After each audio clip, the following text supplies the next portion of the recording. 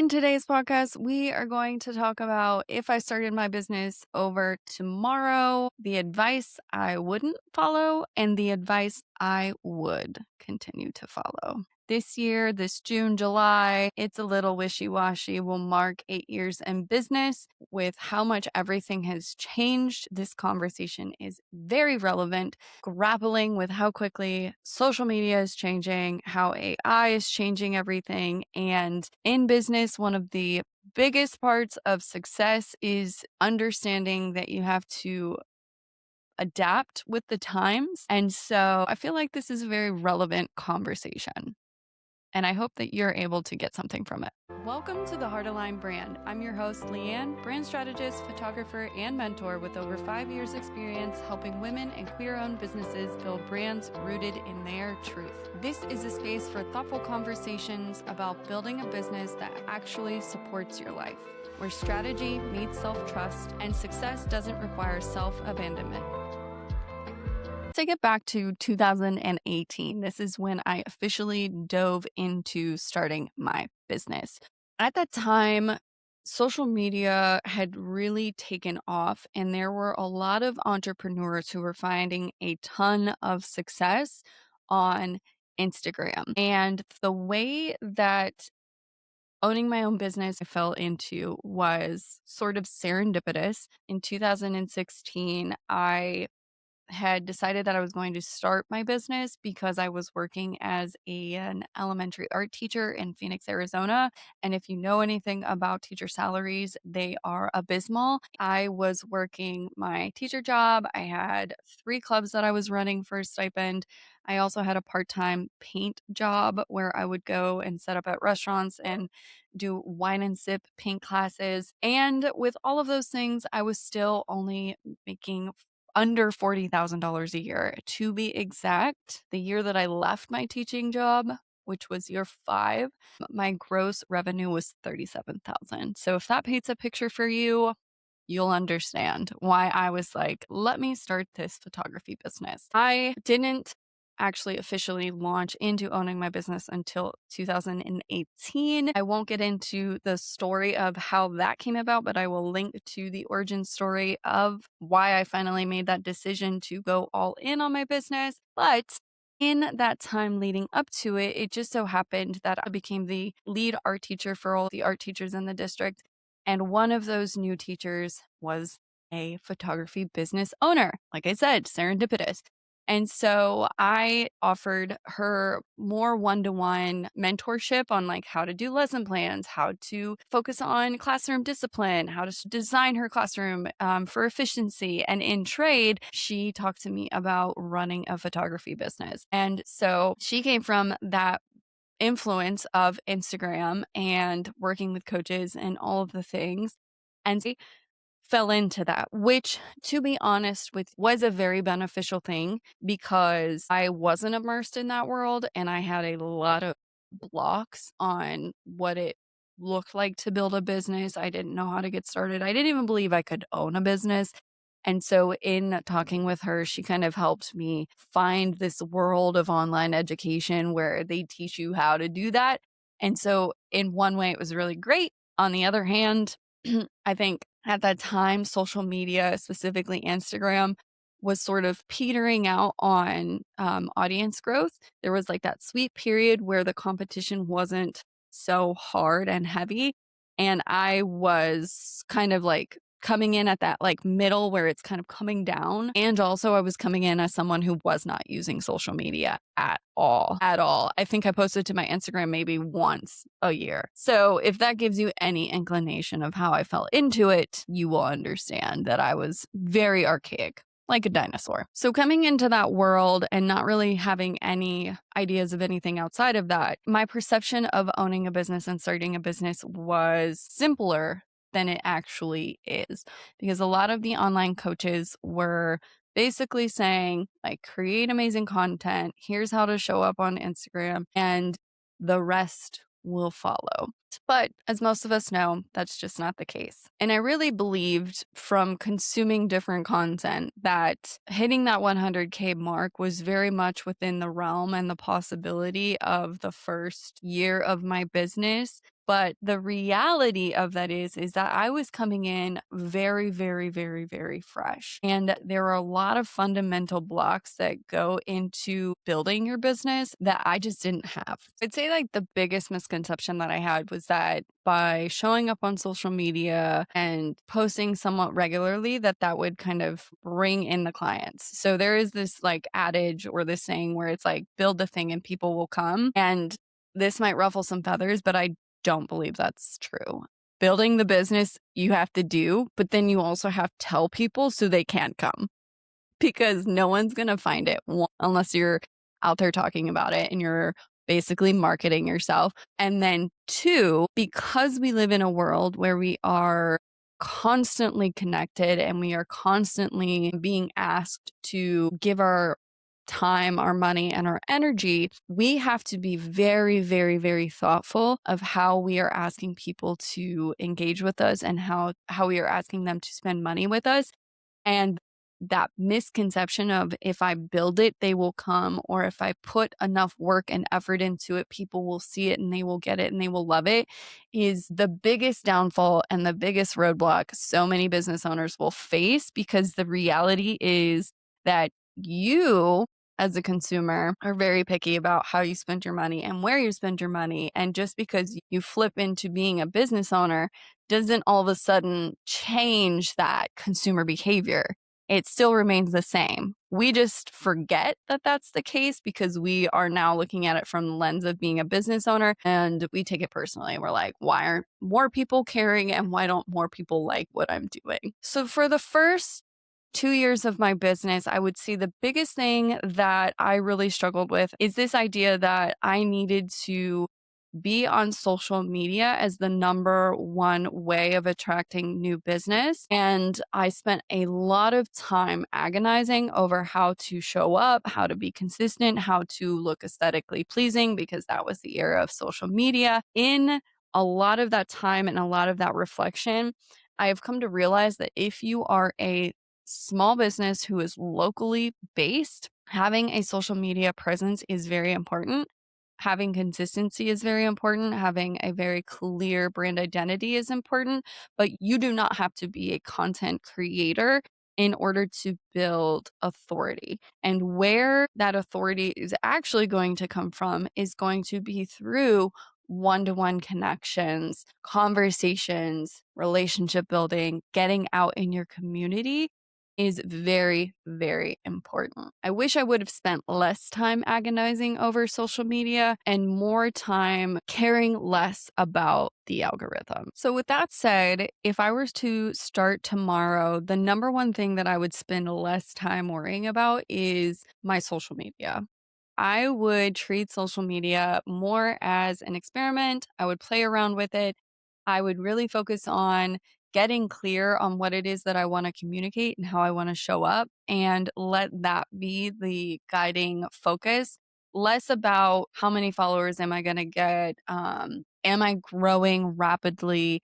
Because the truth is, for most of us who struggle with social media, that is not going to be the main form or source of our income. I've had clients where social media really is their revenue driver. And for them, it becomes a twofold problem because they're like, I want to spend less time on social media, but this is my main driver of lead generation. And so there's a lot of resentment around that. If you are someone who doesn't really love social media to begin with, like I came in cold turkey, I would definitely recommend not to spend a ton of your time there. Again, you want to have some social media presence because that's important. It creates authority and it helps kind of encompass that you are a professional and you're serious. But I wouldn't spend a ton of time trying to create a shit ton of content when you could create one really compelling piece of content a week for Instagram, and that's plenty. Taking that one step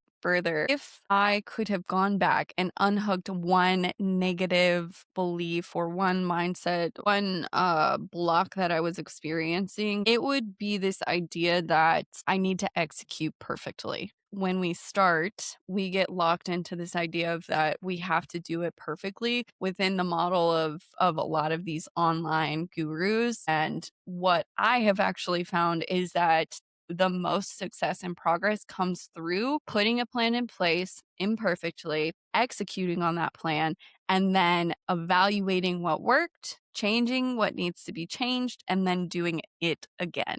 This idea of failure for small businesses, which I have mentioned in a recent podcast where I talked about how celebrating small wins and focusing on data helps us stay resilient. Understanding the data will actually help you emotionally detach from this idea of failure. When we are coming from the framework we get from online business people, a lot of those business models are actually not focused on local small businesses. They are businesses that are focused on large audiences. And when they're telling you to launch and they are talking about like $100,000 launch that they did and they made all this money, they rarely talk about conversion rates and how conversion rates are actually really small. So, quick example, like a 2% conversion rate could be really good because if we're thinking of like 500 people in their sales funnel, that's a 2% conversion rate. And let's say that they're selling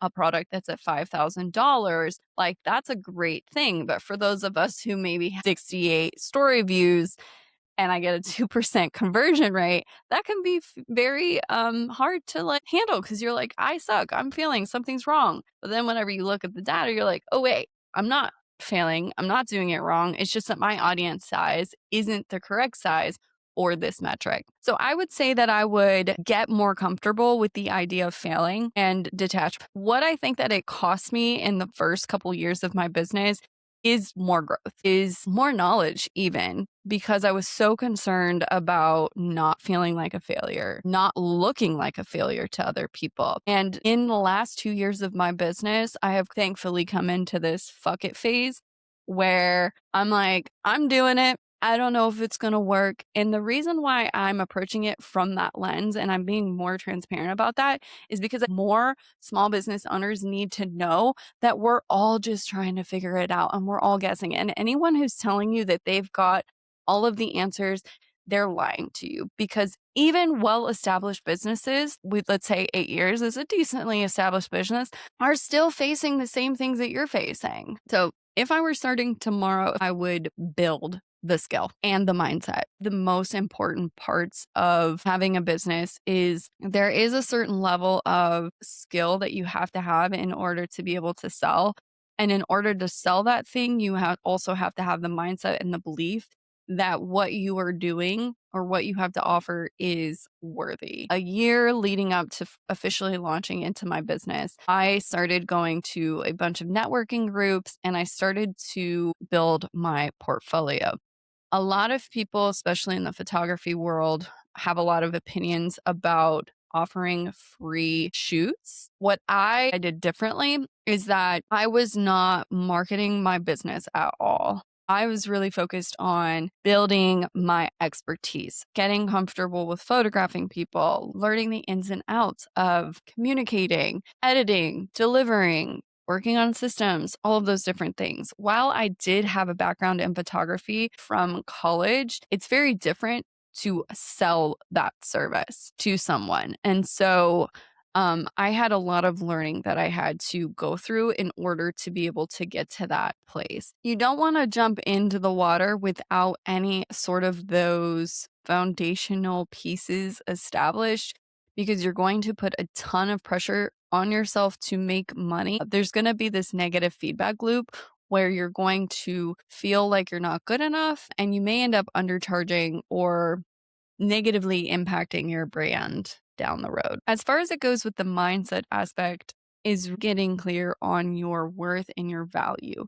There is this myth of the starving artist, especially for creatives, and that starving artist mindset is going to keep you locked and fighting for your life and will create a lot of resentment. If you're not able to withstand that, you're going to peter out. If I were to start today with my business, hot off the press, I would refuse to fall into the idea of content creation for the sake of content creation unless it is something I enjoy doing. And I'm ready to commit fully to that process of creating content. Again, one of the things that I fell into was this idea that I needed to spend a ton of my time on social media, specifically Instagram, in order to generate leads. And in all of that time that I have been on Instagram and chugging along, most of my clients don't come from Instagram. Where I have seen success with Instagram is kind of nurturing this audience who is just hanging out and seeing my stuff. When they get into my newsletter and they meet me in person, that's when I've seen the actual conversion from person on Instagram to actual client. But the thing about that is that there's no real direct way to say, yeah, it was Instagram that led them to me. Again, there are some people who are really successful and market their businesses solely on social media. It takes a lot of work because you have to constantly show up every single day and you have to have the personality for it. Whereas for a lot of us, it's not our like natural happenstance. The way that I look at social media now is how can I communicate who I am, what I do in a genuine and authentic way without stretching myself and forcing myself to fit into this box that where I get locked into is the algorithm happy with what I am creating? And more from the lens of how am I engaging and building community and connecting with people who I genuinely enjoy and I would love to meet in real life. Okay, now that I've talked about all the things that I would do differently or wouldn't keep, let's talk about the things that I would do and continue to do. The first thing I would do is get your Google SEO up and running. Too many local business owners sleep on this. It is hands down one of the best decisions I made. I knew it was going to take me time. I knew I was going to be playing the long game, but I put a ton of effort into my Google SEO. That has been one of my main lead generation sources, especially because I came into Pittsburgh hot off the press with minimal community. So establishing my Google SEO allowed other people who maybe aren't well connected in the community or are just starting out or, executives, people from out of town, all of those good things. Like we really underestimate and we assume that everyone is like super hyper connected. And there are a lot of people who do still use Google as a main form of finding business. So, absolutely, hands down, highly recommend everyone get in on the Google train. Now, let me caveat that with AI. Obviously, there have been a ton of shifts, and there's been a lot of argument on whether is SEO moot because of AI, and I am going to push back on that and say absolutely not. But in order to stay relevant, you do need to stay on the up and up on what it is that is going to help AI drive people to you. This is a part of that flexibility and adapting to the time because people are going directly to these AIs and saying like, what are some restaurants I should go to? If someone's searching what are some great brand photographers in Pittsburgh? If you are doing things right, AI will pull up that search and you'll be one of the top few recommendations. Don't sleep on SEO. Next thing is get your website looking amazing and focus on user experience. The quality of your website is like a storefront. If you are spending minimal time on the design of your website and someone heard about you from a friend or they're doing a Google search and they come to your website and it doesn't feel easy to navigate, it's confusing and it feels out of date, couple things are going to happen. One, they're going to bounce off your site very quickly. Two, it's going to attract price shoppers. So if you are looking to offer a premium service, offer a premium product, you need to make sure that your storefront is locked in. If you are not selling a premium service or a product, then the appearance and the presentation of your website might not be as important. The phrase you say, Walmart prices attract Walmart shoppers. Target prices attract Target shoppers. Prada prices attract Prada shoppers. It's all about presentation, perception, and there is not one that is better than the other. It's just simply what makes sense for you and making sure that everything is in alignment. So I would definitely continue to focus on my website design and user experience because Google and SEO and your website design go hand in hand. Another thing that I would absolutely continue to do is investing in education, even though there are a lot of elements that you don't know what you don't know. And I am a firm believer in continuing professional development. It was something that I had to do as an educator. And I think as business owners, it is something that we should continue to do. I would definitely caution against is making sure that you are vetting the coaches and focusing on whether or not their business model actually aligns with the type of business that you are running. So, in the past, one of the mistakes that I made working with coaches who were making all of these recommendations and talking about outdated strategies that worked for them, but weren't working anymore. And one of those big things was social media and growing on social media. A lot of people came into the scene around 2008 and 2010 when social media was hot off the press and still very easy to grow on. And I was, it was 2008. So we're 10 years out from when they came in on the scene and they grew their audiences quite significantly. And they were still giving you the same advice from when they started, even though their Instagram growth had kind of stalled out completely.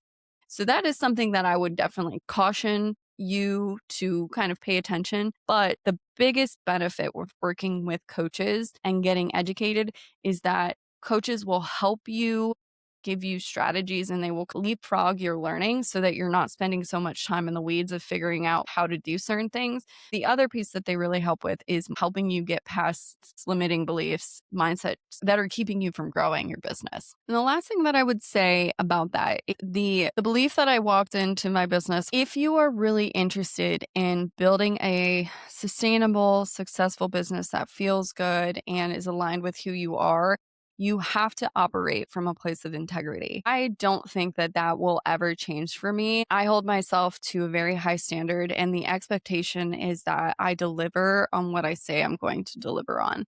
I don't over assume that people owe me something, and I'm always willing to look at and understand how am I providing the best service to my clients, because ultimately without them, I wouldn't have a business. So I always really come back to how does this feel with me? Am I delivering on what I'm promising? And are they getting the results that I am promising? It really keeps me in a humble position so that I'm always serving my clients in the best possible way. So be integral in your business, hold yourself to high standards, and I promise you through that process you are going to build a business that you love, you're going to have a brand that you love, and you're going to have an amazing reputation. The number one thing that I wish someone would have told me in the beginning that I think would have been really helpful is I'm worthy of having a business, and that learning to trust myself sooner and not second guess myself and not to try to be so perfect that you're going to figure it out. I think that would have been super helpful. There was a lot of fear and second guessing in those first 2 years. And in a lot of ways, I felt like a fraud because I was like, I have no proof that I'm actually a successful business owner. And it takes a lot of courage to put yourself out there. So if someone had said, listen, this is going to be hard, but you're going to figure it out. So the sooner you can trust yourself and the sooner that you can kind of let go of these expectations that you have for yourself, the sooner you're going to find your groove and your balance. So if you are someone who is in the first 2 years of running your business, or year 5, or you're at year 10, because here's the thing, we're all on this continuous journey. What I want you to know is that if you're feeling off, if something's feeling a little disconnected, there's nothing wrong with that. We evolve, we elevate. What I really want to encourage you to do is to lean into more of who you are and who you want to serve. I think so many of us get kind of stuck in we should do this, we shouldn't do that. And the more we lean into what we care about, what we value, and how what it is that we're doing lights us up and also benefits the person that we're doing business with, the quicker you're going to find your people who want what you have. All right, my friend, that is all I have for you today. I hope you found a nugget of inspiration, something that resonated. If you're someone who is in that in between phase and you want some guidance, you want some help, there are so many ways in which we can continue this conversation. First, obvious is subscribing to my Substack. I post frequently on there all the ins and outs of running a business, personal stories, insights on how to build a brand that you love and is heart aligned while also making money. You can also work with me one-to-one on brand clarity, building a heart aligned brand. Spots for one-to-one brand strategy are currently open for July. My programs usually run 3 months long.